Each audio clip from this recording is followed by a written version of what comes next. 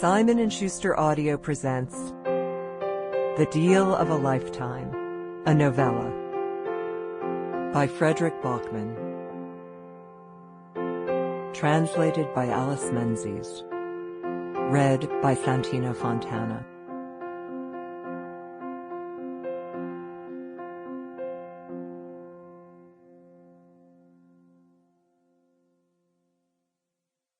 A note from Fredrik Backman. A few words before the rest of the words. This is a short story about what you would be prepared to sacrifice in order to save a life. If it was not only your future on the line, but also your past. Not only the places you are going, but the footprints you have left behind. If it was all of it, all of you at risk, who would you give yourself up for? I wrote this story late one night shortly before Christmas in 2016. My wife and children were sleeping a few arm lengths away. I was very tired.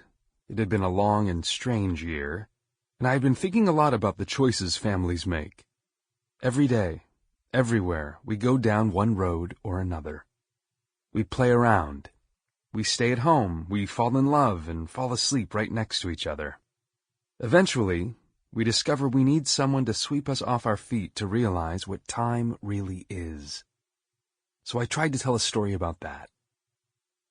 It was published in the local newspaper of my hometown, Helsingborg, in the southernmost part of Sweden. All the locations in the story are real. I went to school around the corner from the hospital, and the bar where the characters drink is owned and run by childhood friends of mine.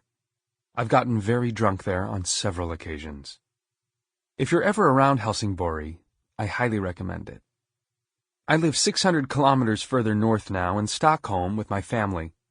So, in retrospect, I think this story was not just about how I felt about love and death that night I was sitting on the floor next to the bed my wife and our kids were sleeping in, but also about my feelings for the place where I grew up.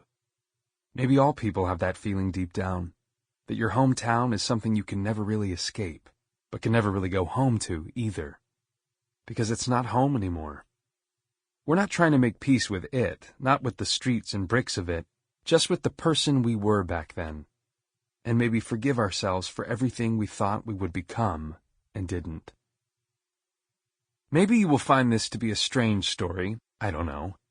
It's not very long, so at least it will be over quickly in that case. But I hope my younger self would have read it and found it to be, well, not horrible. Sample complete. Ready to continue?